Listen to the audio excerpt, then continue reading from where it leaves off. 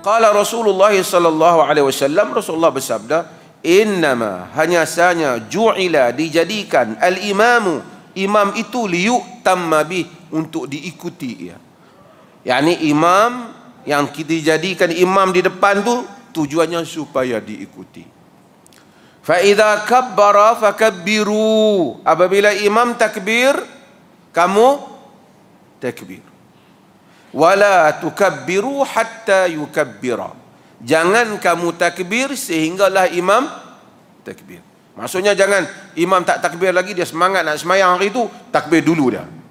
Tak boleh, batal ya. Wa idza raka'a farka'u, apabila dia rokok, imam rokok, kamu semua hendaklah rokok. Wala tarka'u hatta yarka'a, jangan kamu rokok sehinggalah imam rokok. Wa idza qala sami'allahu liman hamidah, dan apabila imam berkata sami'allahu liman hamidah, faqulu Allahumma rabbana lakal hamd, maka hendaklah kamu kata Allahumma rabbana lakal hamd. Yani kamu tak payah sebut sami'allahu liman hamidah, kamu sebut apa? Allahumma rabbana lakal hamd. Dalam riwayat-riwayat, dalam hadis-hadis Nabi sallallahu alaihi wasallam ada 4 sebutan. Rabbana lakal hamd, Rabbana walakal hamd, Allahumma rabbana lakal hamd, Allahumma rabbana walakal hamd. Keempat-empat semuanya sunnah, semuanya ada dalam hadis. Yang penting di sini Nabi kata, kalau imam kata sami Allahu liman hamidah, kamu tak payahlah ulang sami Allahu liman hamidah rabbana walakal hamd. Tak, kamu hanya rabbana walakal hamd ataupun Allahumma rabbana lakal hamd. Salah satu daripada 4 yang tadi. Walaupun dalam ada mazhab seperti mazhab Syafi'i dikata boleh gabung, tapi riwayat-riwayat yang ada menunjukkan Nabi menyatakan kalau imam kata sami Allahu liman hamidah, makmum tidak mengulangi sami Allahu liman hamidah. Makmum tak ulang. Makmum kata rabbana lakal hamd atau Allahumma rabbana lakal hamd. Ini apa yang ada di dalam riwayat-riwayat ini. Melainkan kalau dia solat seorang, dia sebut semua. Imam sebut apa? Sami Allahu liman hamidah, imam boleh juga sebut rabbana walakal hamd. Tapi makmum hanya rabbana walakal hamd. Wa idza sajada fasjudu, apabila dia sujud, kamu semua hendaklah sujud. Wala tasjudu hatta yasjuda, jangan kamu sujud sehinggalah imam sujud. Wa idza shalla qa'iman fasallu qiyama, dan apabila imam salat berdiri, kamu semua hendaklah salat berdiri. Dan ini akan timbul perbahasan di kalangan para ulama. Hatta kalau dia sekiranya dia itu salat sunat, sebahagian fuqaha akan menyebut salat berdiri juga. Walaupun sunat boleh duduk, kerana imam salat berdiri. Nabi kata, kalau imam salat berdiri, kamu salat berdiri. Melainkan kamu tidak mampu, itu cerita lain, itu ketidakmampuan. Tapi selagi kamu mampu, innama ju'ilal imam liyu'tamma bih, dijadikan imam untuk kamu ikut, kamu ikut dia. Wa idza shalla qa'idan fasallu qu'udan ajma'in, dan apabila imam salat duduk, fasallu qu'udan ajma'in, kamu semua hendaklah salat duduk beramai-ramai, semua sekali. Yakni kalau imam salat duduk, kamu hendaklah salat duduk. Dalam hadis ni, tak apa kita bahas apa maksudnya. Hadis ni kata dia, rawahu Abu Dawud wa hadha lafzuhu. Hadis ini diriwayatkan oleh Abu Dawud dan ini merupakan lafaznya, yakni lafaz Abu Dawud. Wa asluhu, dan asal hadis ni, hadis yang macam ni ada fi sahihain, di dalam Sahih Al-Bukhari dan Muslim. Maksudnya dalam Sahih Bukhari dan Muslim pun ada hadis ni. Tapi yang Al-Hafiz Ibn Hajar Al-Asqalani bawa dalam Bulughul Maram ni, lafaz ini lafaz Abu Dawud. Matan tu matan Abu Dawud. Maksudnya matan Al-Bukhari dan Muslim macam ni, tapi ada perbezaan. Maksud konten dia begini, tapi sedikit ada perbezaan. Para ulama berbahas tentang masalah liyu'tamma bih, dijadikan imam untuk diikuti. Apa dia yang hendak yang diwajibkan untuk kita ikuti imam ni? Perkataannya, perbuatannya, niatnya, ataupun hanya perbuatannya. Maksud, kalau berdasarkan hadis ni, kita tengok yang Nabi bagi contoh tu semua perbuatan. Maksud kalau imam takbir, baru kita takbir. Maka sesiapa yang menyalahi perbuatan imam, seperti dia mendahului imam, atau bersama dengan imam, serentak dengan imam, atau terlewat dengan imam, daripada imam, kesemuanya menyanggahi hadis ni pada perbuatan.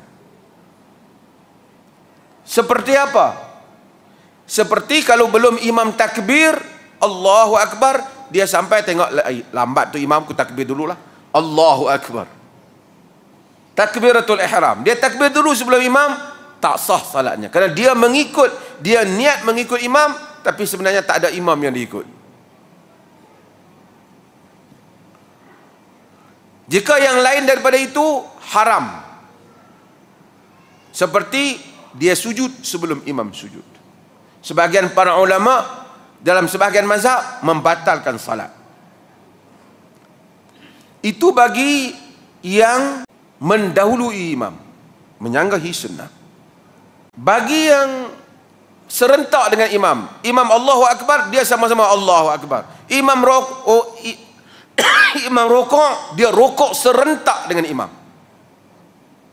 Dia muqaranah, dia musabaqah, dia bersaing dengan imam. Ini juga menyanggahi sunnah. Walaupun sebahagian menyebut makruh dan semua, menyanggahi sunnah. Kerana hadis ini. Kerana apa? Nabi suruh kita ikut dia, bukan kita bersaing dengan dia. Yang ketiga ialah yang takhir.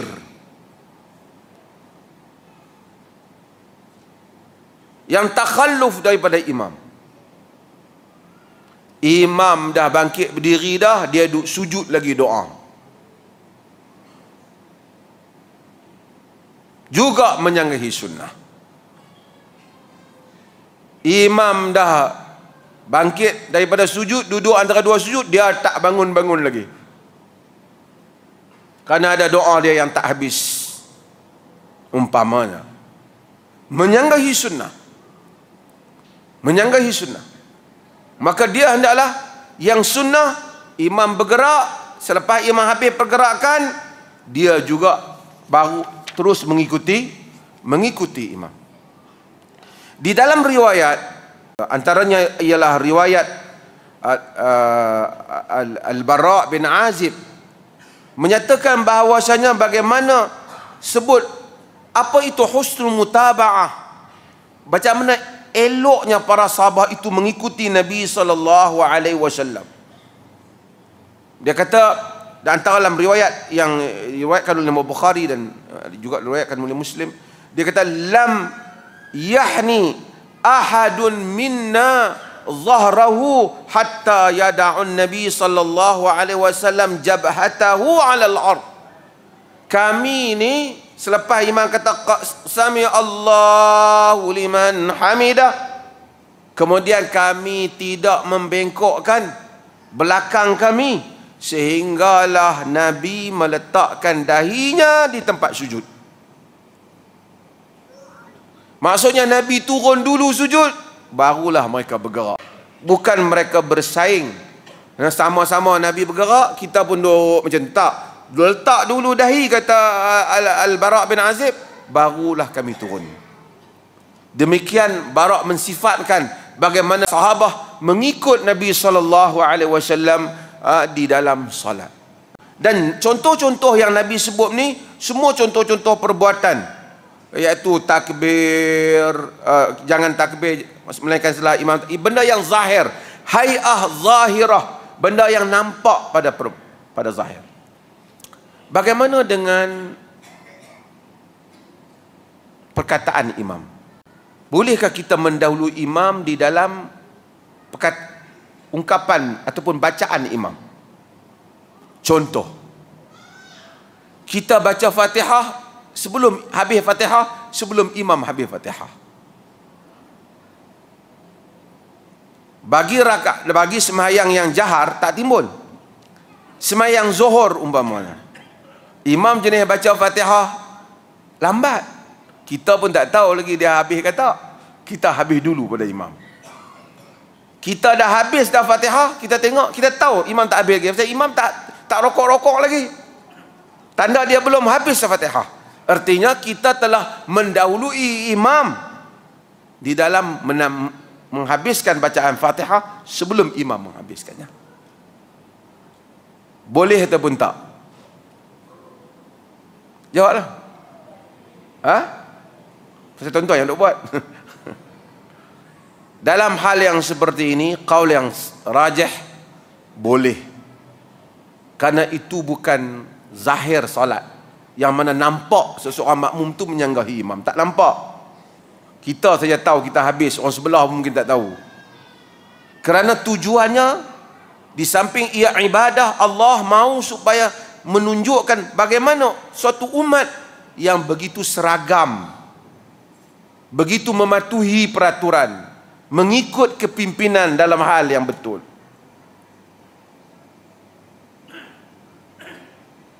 Jadi kalau sekiranya Fatihah kita mendahului Fatihah imam, tak dianggap menyanggahi hadis ni. Kerana hadis ni semua contoh-contohnya perbuatan dan hai'ah yang zahir. Walaupun ada mazhab yang, tapi itu yang zahir.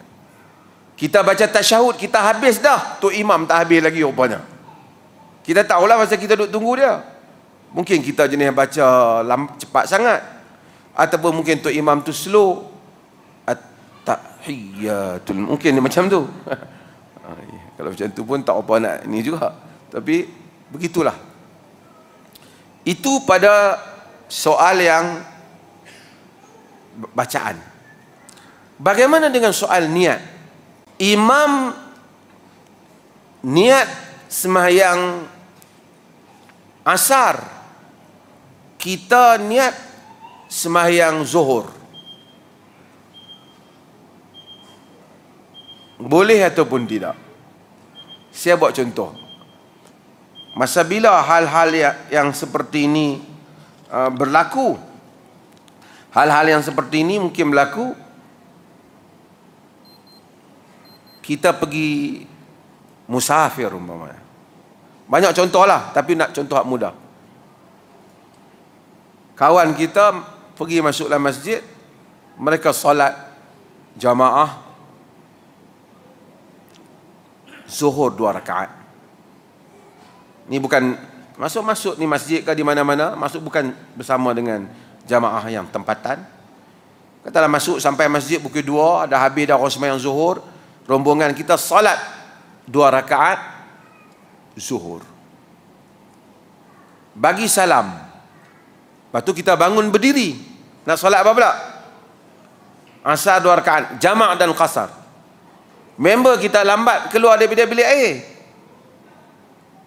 dia pun mari ikut. Dia niat zuhur, dia tak tahu kata kita dah habis dah zuhur tadi ni. Kita sedangkan kita solat apa? Asar. Lepas kita bagi salam, dia pun duk tunggu kita nak sembahyang. Dia kata kami solat dah zuhur. Oh, tadi asar ke? Sah tak solat dah? Sah tak solat dah? Sah. Kerana pada hai'ah dia sama. Contoh yang lain,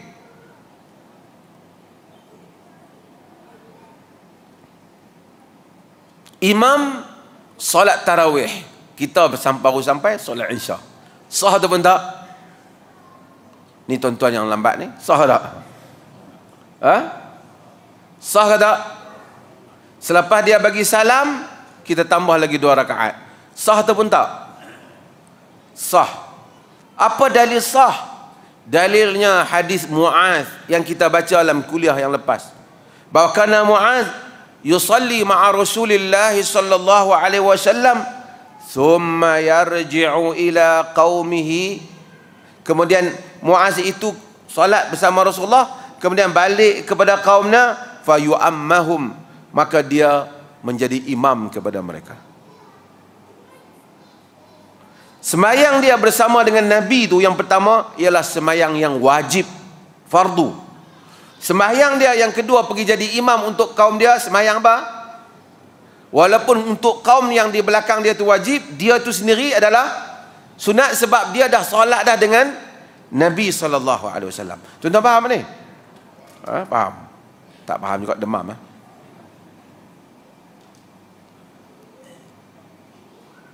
Maka ada dalil bahawasanya boleh berbeza niat imam dengan niat makmum. Kalau solat sama. Okey, saya buat contoh lain.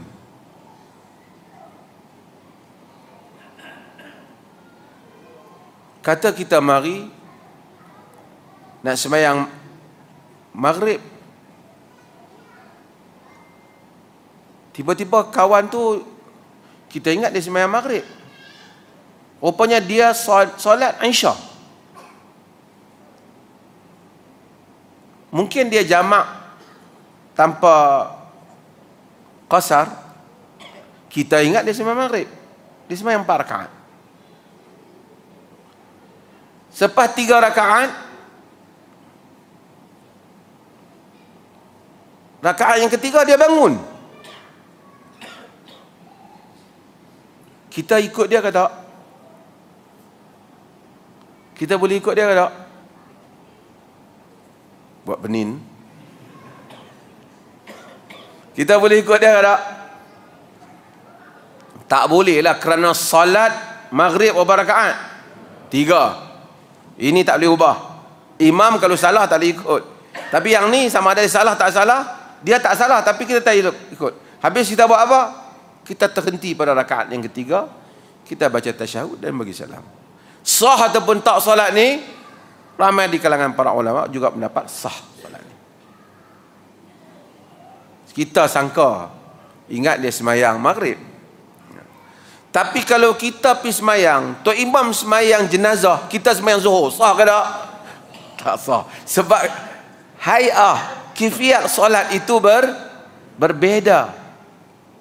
Demikian solat-solat yang berbeza. Solat hari raya, solat apa lagi? Solat gerhana yang berbeza caranya, maka kita tidak menunaikan. Okey, itu maksud hadis Nabi SAW dijadikan imam untuk diikuti. Apabila imam solat berdiri, maka kamu hendaklah solat berdiri. Ini tidak timbul masalah. Imam solat berdiri, kita semua solat berdiri. Dan memang pun tabiat solat itu berdiri. Cumanya para ulama bincang tadi, kalau kita ni semayang tarawih umpamanya, semayang sunat, boleh kita duduk. Imam berdiri, kita patut duduk atau berdiri? Kalau berdasarkan zahir hadis, berdiri. Itu lebih memenuhi maksud hadis. Walaupun kita asalnya boleh duduk kerana ia salat sunat, melainkan kita uzur. Orang yang uzur dikecualikan. Uzur atas sembahyang fardu dikecualikan. Apabila imam salat duduk, kamu hendaklah salat duduk. Kesemuanya. Ini khilaf pada beberapa pandangan. Saya sebut beberapa pandangan dulu, nanti kita sebut alasan masing-masing. Pandangan yang pertama, mazhab Imam Ahmad khususnya, dan sebahagian ahlul hadis, Ibn Hazm al-Andalusi, dan ramai juga, menyatakan kalau imam sembahyang duduk, wa idza shalla qa'idan fa sallu qu'udan ajma'in. Buat macam hadis ni, kalau imam sembahyang duduk, kita semua solat duduk. Walaupun kita boleh berdiri, kerana dijadikan imam untuk kita ikut. Walaupun berbeza dengan kita. Mereka bagi banyak alasan selain daripada hadis, hatta tabiat solat sendiri. Contohnya, kita masuk sembahyang maghrib pada rakaat yang kedua, masbuk. Imam dah rakaat yang kedua. Contoh, kita baru rakaat yang pertama. Betul tak? Pada rakaat yang kedua, ada tasyahud tak? Ada tasyahud. Kita patut tak boleh tasyahud. Sebab apa? Kita baru rakaat yang pertama. Sama dengan sembahyang yang lain lagi. Tambah maghrib, kadang-kadang kemungkinan sampai 3 rakaat kita tasyahud. Rakaat pertama kita tasyahud pasal kita ikut imam. Rakaat kedua kita tasyahud pasal imam tasyahud. Rakaat ketiga tasyahud kita sendiri. 3 tasyahud. Menyalahi kebiasaan asal salat, tapi kerana mematuhi, mengikut imam, maka kita ikut imam. Jadi kata mereka, kerana mengikut imam, walaupun kadang-kadang bercanggah dengan diri kita, tapi memenuhi arahan Nabi, mengikut imam,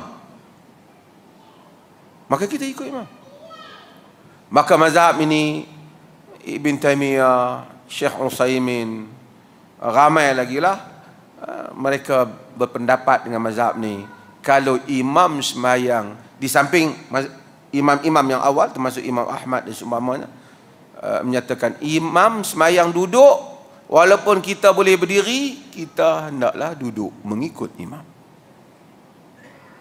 Cumanya mereka detailkan sebahagian perbahasan. Imam yang boleh sembahyang duduk ni, sebahagian mereka kata ialah imam ratib. Imam ratib, yakni imam yang dilantik oleh pemerintah, yang dia ada harapan untuk sembuh. Sebahagian kata ini kaitanlah, hadis tak sebut. Maksudnya imam tu hari tu jatuh kuda. Ada kuda. Ataupun jatuh apa? Jatuhlah apa pun. Mai-mai tu imam kata, alah, tak boleh lah saya, kata nak berdiri tak boleh lah. Sekena sembahyang duduk ni. Hak ada di belakang tu pun tak ada siapa lah nak ganti. Tu imam tu nak jadi juga. Ataupun hak ada hak belakang ni kalau suruh, bukan kata sembahyang duduk dengan Fatihah nanti melingkup.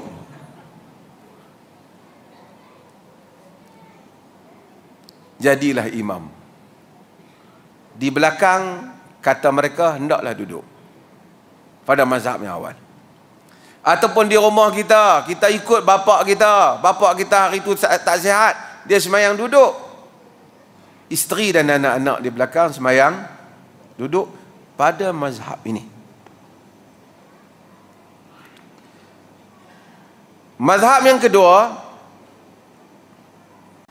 dia kata kalau imam sembahyang duduk, kita yang mampu berdiri hendaklah berdiri. Ini mazhab Abu Hanifah, mazhab Syafi'i, banyaklah mazhab-mazhab imam-imam fiqh yang kata yang ni. Habis itu hadis ni kata mereka pada awal. Ini arahan Nabi pada awal. Tapi pada akhir hayat Nabi, Nabi sembahyang duduk, sahabat sembahyang berdiri. Masa Nabi sakit. Cuma sebenarnya tuan-tuan, dari segi ilmu hadis, dari segi riwayat hadis, ulama hadis ni khilaf. Nabi tu imam ke Nabi makmum masa tu? Khilaf. Tapi mereka ambil atas alasan Nabi tu imam. Ada riwayat Jabir, Nabi sembahyang duduk. Orang belakang sembahyang berdiri, Nabi suruh mereka duduk. Jumhur mazhab Syafi'i dan selain kata tak, itu semasa awal. Kita pakai yang ujung. Habis mazhab pertama, apa pendapat mereka? Mazhab pertama kata tak boleh pakai alasan itu kerana sama ada Nabi makmum ataupun Nabi imam. Abu Bakar yang imam. Nabi duduk, kata Nabi tak mampu berdiri, Nabi makmum. Mereka kata tak, Nabi itu imam, Abu Bakar yang makmum, Abu Bakar berdiri. Mereka khilaf. Bila khilaf, golongan yang pertama kata itu masih lagi peringkat andaian, sedangkan hadis ini bukan andai, jelas. So kita ikut yang jelas, kita tak ikut andaian. Berapa mazhab dah? 2. Mazhab yang ketiga, dia kata makmum yang boleh berdiri tak sah sembahyang belakang imam yang tak boleh berdiri. Imam duduk, kita tak boleh sembahyang. Imam tu duduk, kita boleh berdiri, dia tak boleh jadi imam. Orang yang berdiri jadi imam. Tapi pendapat ni susah lah pasal ada hadis ni. Tapi itu pendapat mereka. Pendapat yang keempat, mereka kata kena tengok keadaan. Jika sekiranya imam itu duduk daripada awal, kita semua duduk daripada awal. Tapi kalau imam itu berdiri daripada awal, kemudian dia duduk tengah-tengah semayang, imam sakit pinggang, tak boleh bangkit dah tu imam kita. Semayang duduk dia. Lagi 2 rakaat yang akhir dia semayang duduk. Kita tak semayang duduk kerana kita asalnya berdiri.